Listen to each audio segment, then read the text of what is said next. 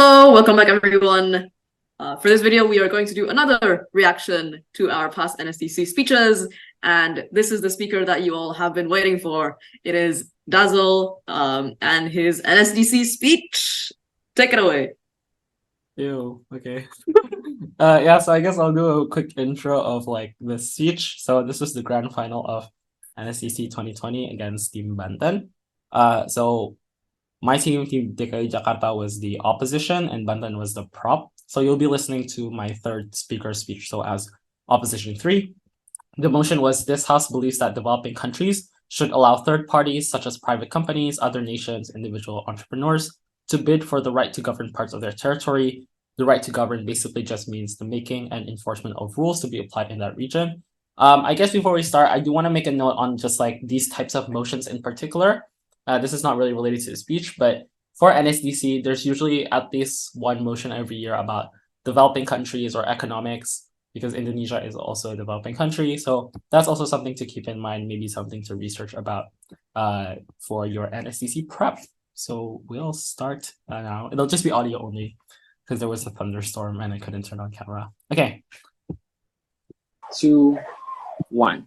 Proposition cannot throw around the word development 30 times in between the last 3 speakers of their team and expect to win. This debate was never about letting third parties simply invest or making business and making employment, but rather it was about letting them governing your territory, letting them creating the rules and letting them set labor standards, for example. This is the nuance that we never get to hear from their team, from their third speaker. It's too late for them to do it in their reply. I'm going to do 2 things in my speech. First, I'm going to deal on a principle basis. Is it justified to do so? And secondly, I'm going to think about the pragmatic harms, everything I want to talk about development, which is just uncertain, actually.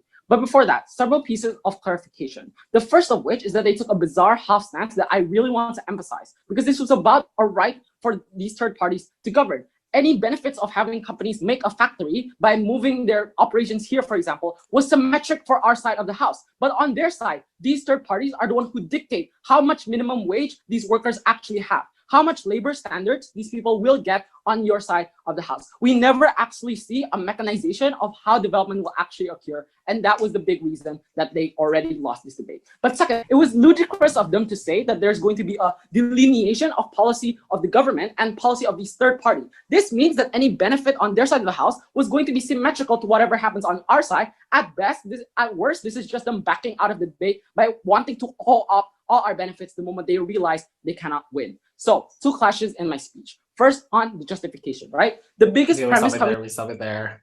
Okay, let's stop it there. Right, so Aurel, what did you think of that? Okay, I think the biggest takeaway, and this is something I'd recommend everyone to take away because it's something that Dazzle is particularly very good at. One is like structure and just the overall sharpness of the speech. I think especially as a third speaker, this would be a really good example of what you should do to the third speaker, especially in the beginning of your speech, which is just not only clarifications about the motion, but clarifications and directly pointing out when your opponent has done something that perhaps is damning to their case and how that conveniently opens up your speech to show how you did the complete opposite and therefore is able to win the debate, not just from a technical standpoint, but from a content standpoint later on. So I think it's very good to take away the type of structure that we just heard.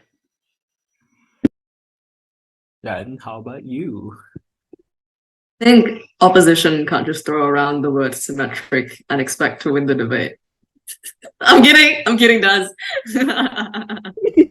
But one thing that you will notice Dazzle has, if you watch this video and if you watch like his other videos in NSDC, which are also amazing, by the way, is that he's really, really good at making call-outs.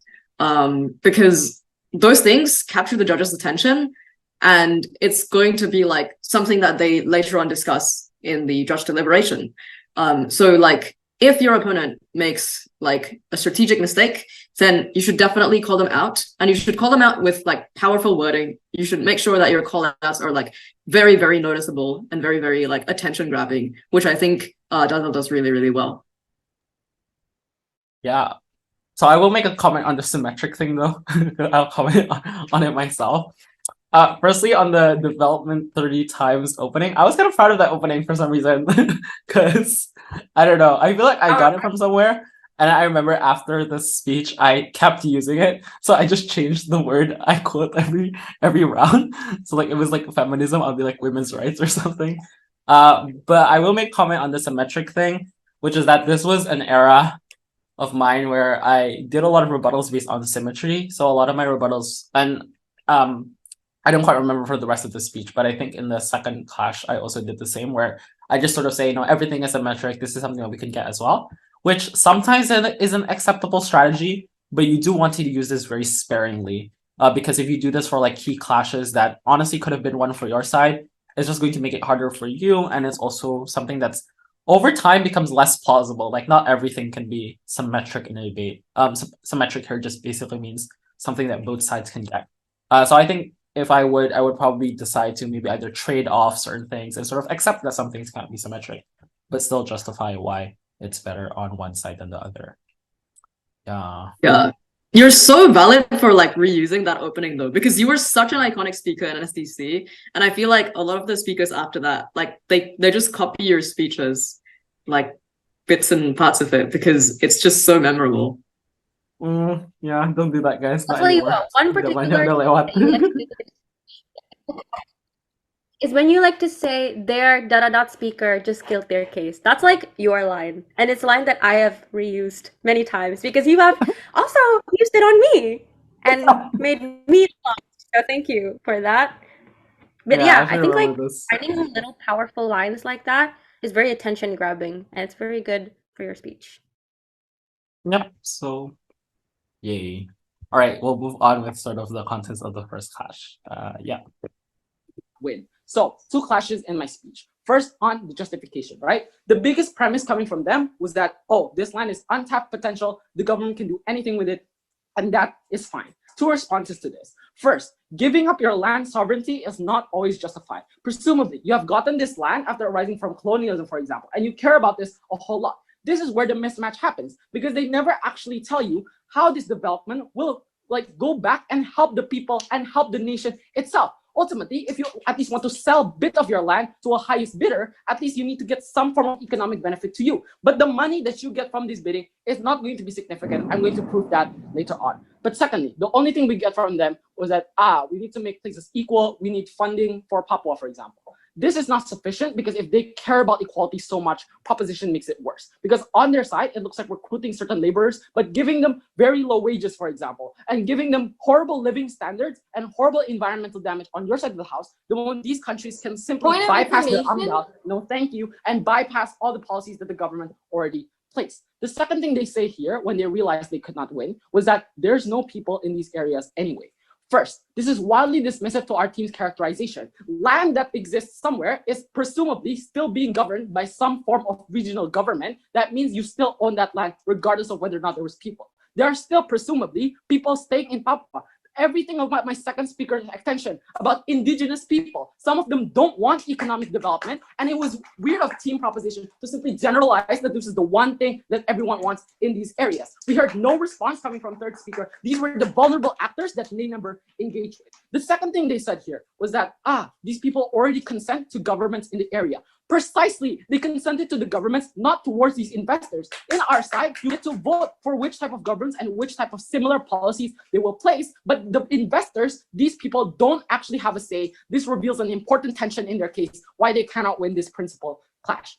But thirdly, they say, oh, they can always choose to leave and we will subsidize them if they want to leave. Then this undercuts any of their benefits panel. Because if you get some money from the bidding, you're still using that money to reallocate people. You're still using that money to move people away. So given that there's a huge economic trade-off, then precisely, this is a zero-sum game, except now part of your land is owned by China. Your citizens don't benefit at all. Our main argument here in this clash was that it was a principal assault on the democratic right of these citizens. Because citizens consented to this consented to the government by voting, it is unclear to me how individuals on the ground actually will have a say in what these companies do. But ultimately, simply because there was never engagement, I think this clash actually should be weighed more for 3 reasons. First, that the people on the ground are the most vulnerable actor for 2 reasons. First, that these are developing countries with certain interests with mind. We say that they want a certain democracy, that particularly the people in these areas cannot be generalized to only wanting certain economic development. But secondly, you are giving these people in the mercy of these third parties. They are the ones who are facing the impacts to the rules that these third parties makes.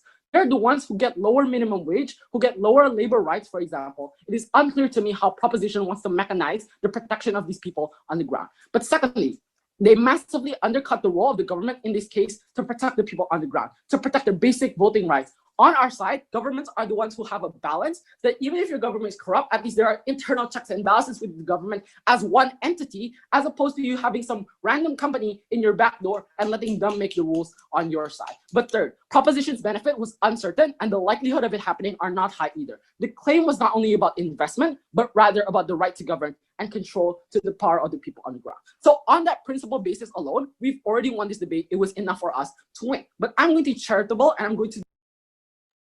Was I going to be charitable? We'll wait and see. But yeah, just thoughts on the first clash, I guess. So Jen, if you would like to start. Yeah, I think there's like lots and lots of content there, and also like weighing at the end.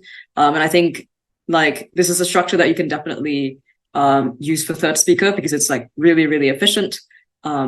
And Dazzle, I feel like you were not verbose on like any explanation here. You explained just what was necessary to prove your points. So that was like really, really good time management there. Yeah, I think like just one thing that I think you can hammer on a little stronger is like how the bidding process works for like the land getting sold to companies and who actually makes those decisions. Because when you say like, oh, people on the ground, they actually want democracy, it's like, how likely is it that the most vulnerable people are going to get their democracy taken away from them, right? Because you talk about these people. Yeah, I feel like there can be some explanation there. Yeah, I definitely agree. And this kind of ties into what I think I mentioned in some of the other videos. So make sure to check out the rest of the series. Haha. But there was also some parts of the explanation I think that were unmechanized. So I think there was a big assumption. You kind of want to do this for things that are like either really big harms that you're showing. You want to make sure that the harms are actually well mechanized. So things like suddenly having very low labor rights or suddenly like destroying half of the environment. Those are harms that are probably intuitive to run in this debate, as in like corporations won't run these places well. But again, a lot of likelihood explanation there could probably go a lot deeper into the characterization of why corporations do the things they do, what limits are they willing to take, and why this gives them far more power than they already have in the status quo. Aurel, what do you think? Yeah, I definitely agree. I was going to say the same thing that Jen mentioned, which is about the bidding process, which Jen has already explained. So I don't think I have to touch on anymore. Apart from that is just two things, which I think is something that you should definitely take from this speech is powerful wording and link backs, particularly link backs to arguments that have been already said in the debate, especially if they've been said by members of your own team. And there are a lot of cases in debates where a first speaker or a second speaker will bring an extension and you kind of feel that that extension has not been responded enough by the other team. But I think it's always better to directly and explicitly point it out in your later speakers what has and has not been responded in the debate and how much that actually weighs up to your case, as Dazzle did in that speech, particularly with, I think it was relating to something that second speaker said, which actually kind of wraps it up nicely, and it brings the judge's attention back to that point so they can come back to that and notice and sort of check their notes whether or not that has been responded and how that could benefit your case. Apart from that, I think a lot of the wordings were really good. Like, was it principal assault? I mean, those are such strong wordings. That was plagiarized, but yeah. The other wording that I kept using a lot. Okay, I feel like there should be like a tally of the wordings I use a lot. Like the other one that I realized here is when they realized they couldn't win, and I feel like I repeated this multiple times in this speech, or if not in this speech, like somewhere else. I was like, it's kind of annoying, but it's kind of annoying, but yeah, it is what it is. I'm gonna wait for a comprehensive account to come up. Actually, I don't think it's here though. I only use that for openings. You know what is here? You'll see it later. But put themselves in a trap So we will see that in the second clash.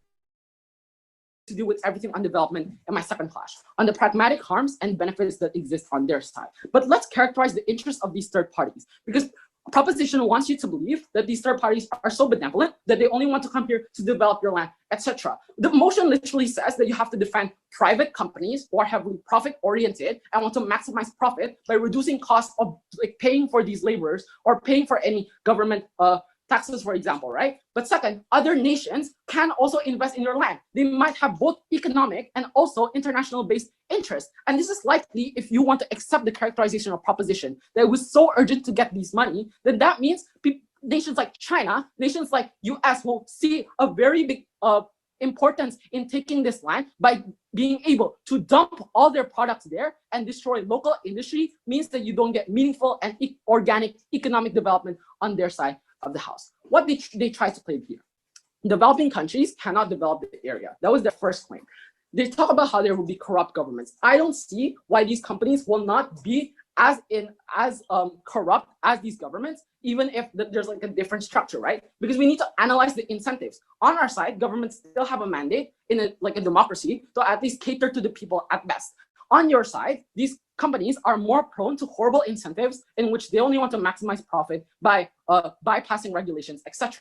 The second thing we get here was that we don't actually see what type of development you guys are talking about. Because they want to say that you are going to make factories, but they're also going to have some sort of tourism. You cannot have both when these factories are going to make the environment so horrible on your side. This is significant tension in their case, because the reason why factories can employ more people, why you can open more land for factories, is because you cut down certain types of trees and you bypass the regulations that happen on our side. Because you lower labor standards, you remove antitrust laws that stop companies from being monopolistic, for example. The harms of this are clear, and this is something that they must concede to.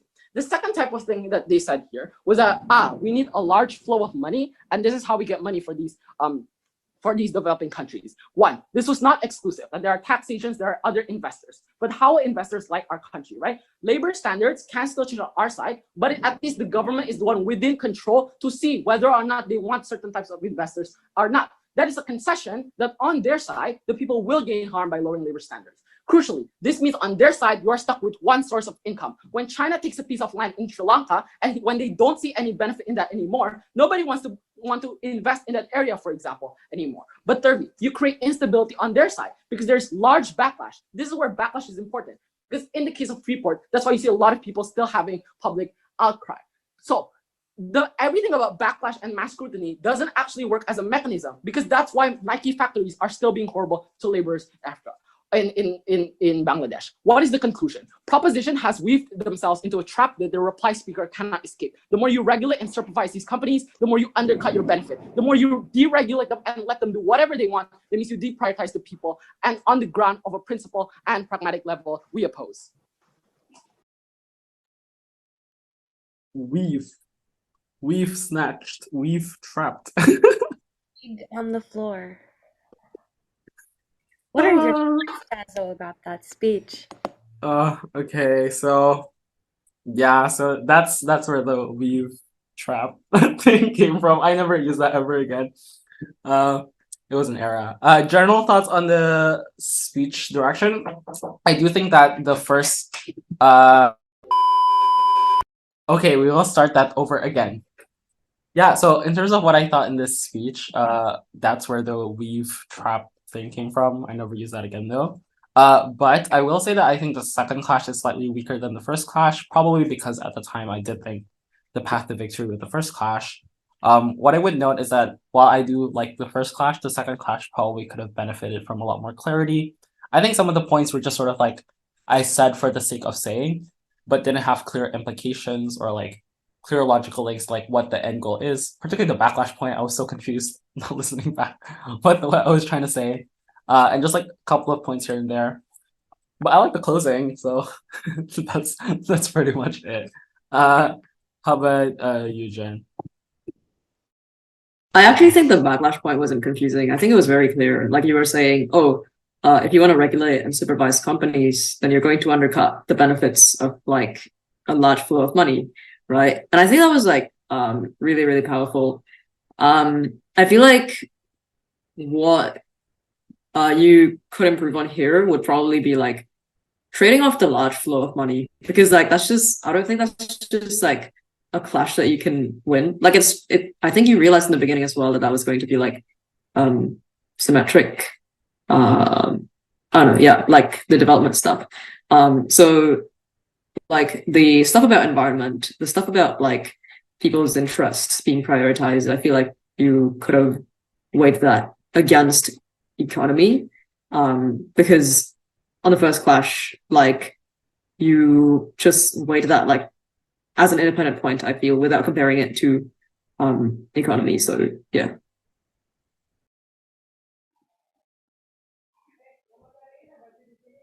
You're muted. Aral, how about you? Yeah, Aral. Yeah, this is sort of touching on what you said earlier, Dazzle, because I think there is a trend, or not a trend, maybe a habit, and you'll particularly see this in my video, in that speech too, and in a lot of my speeches, and perhaps a lot of third speaker speeches.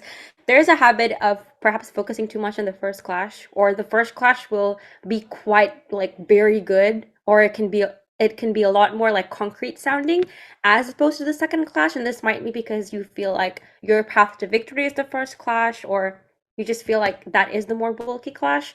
But if you're gonna do two clashes, or sometimes maybe even three, just make sure that if not more airtime, and if you like technically you can't give every single clash the exact same airtime, but just make sure that each clash is covered well, that it's clear enough that you can also win all those clashes without just winning one, just because of that one is a lot more complete and it's a lot more like thought out as compared to the other one. But overall, I think that is a very solid speech. I really like a good closing and an opening, especially like in NSDC and WSDC, especially because we are going to be debating offline. Start your speech strong, finish your speech strong. Whatever happens in the middle, happens in the middle. Sure. At least the vibe, yeah. At least the vibe. Yeah, so that's actually the other thing I forgot. I did want to make a note on this is on time management. So this is not really related to like content, but time management is also an important part of style. Because I did actually remember I was speed running this second clash because I did remember like moving into this like 6 minutes or like going quite late. So make sure you allocate time. A good tip is to write the timestamps in your piece of paper if you're doing it offline, right? So you can write like 3 minutes, you want to get into the first clash, or just give you sort of like those time cues so you know when to enter the clash or when to move on from a point, or if you're spending too long. All right, so that's the last video, I guess, and sort of like the last part of this debate series. Hopefully it's been helpful for anyone. For everyone doing NSDC. Wait, before you kind of close it, sorry. I just want to note as well. Like, I just realized that in all these three videos, there are no POIs. That's crazy. You're right. That's crazy. Were we just too intimidating? No. But like, yeah, like, I feel like, yeah, like if you are the team listening to the speeches, then definitely like, write down your POIs, coordinate with your team, and make sure to ask them, because they do give you extra points in NSDC. Like there is literally a +1 that judges can give you if you like give a POI or like receive a POI really, really well. So that does a lot for your scores. And also if you're the one giving the speech, I feel like usually it's good to leave between 30 seconds to 1 minute to just like assume that there's going to be a POI. And yeah, that's just something to add on time management. Yeah, very correct. Do not forget POI engagement, guys. We love POIs. POIs make it fun. And you can watch the speakers like squirm, like what is going on, like when you're giving the POI. So that's the plus point. All right, Ara, do you have anything to add? I don't know. I don't really have that much to add apart from like, because I think all of our examples today were on online debates, and since NSDC is going to be offline, I think the main takeaway is just to make sure that manner-wise, not only do you speak, it's not only about pacing, it's not only about word choices, but how you move your body, if that sounds right. Just, to make sure that you do enough eye contact and engage with the judges, with the speakers, with everyone in the room, because I think that's also very important, and it can impact your speech in a lot of good ways. And yes, POIs, definitely important. So your opponent, be mean, you are the best. Everybody else sucks. Yeah, that's what you always say. Anyway. Honestly.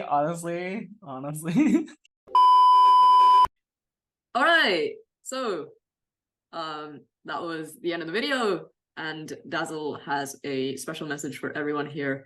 He's going to, yeah, just go ahead and Dazzle. Okay. Not that special. Like basically, I just want to sort of talk about just like some things to keep in mind for NSDC.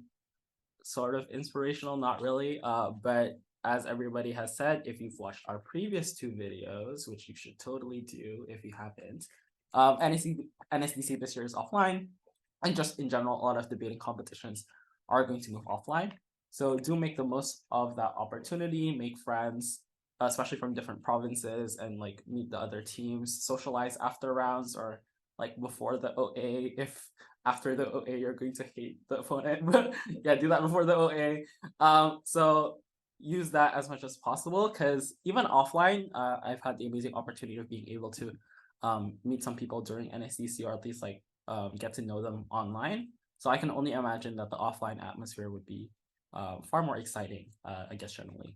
Because the second general tip is, apart from all the debating stuff and the technical stuff and all the training, do find a way to sort of adapt to the stress of an offline competition.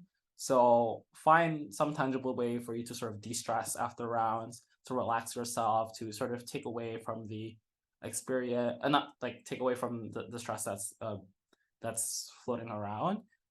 Like listen to music if you have to after a round, and try to avoid like back tabbing or like looking at the tabs a lot. I know I do that. Like I'll obsessively look at every single standing and like how all the adjudicators voted. But if that's something that's gonna only make you more stressed out, then I suggest avoid doing that as well. So whatever it is, you have a week to make it the best experience that you can. So yeah, take that opportunity, everyone, and hopefully everyone has fun at this year's NSDC that I cannot attend. I wish I could be there, but I can't. So yeah. Bye. Should we say, like, Bye. That on YouTuber ending. Bye. Bye. Hey, don't forget to click like, subscribe, and press the notification button to never miss any videos. that'll be the end Yeah. of our NSDC and Back to Debate series. Yeah, you can check here to look at other parts of our podcast. You can click here to open our Can you, website. though? You can click here. Can you? And We will. Can you though? You can Can type www.disputandum.com up there to look at our website. You can look there to look at look Or you there. can search us on Google because Yeah. we Oh. are discoverable. Oh, and you can go to our website to go to Disputandum MS Oh, yeah. Sparse and join our weekly training session. You can go to our website to look at many articles that we have here. Okay. Nobody's Yeah. listening at this point. We hope you have Yeah. the best of, we hope you have a great time in NSDC, and I can't wait to see you there. Yeah, have fun in NSDC, everyone. Our can't wait. Bye. Oh.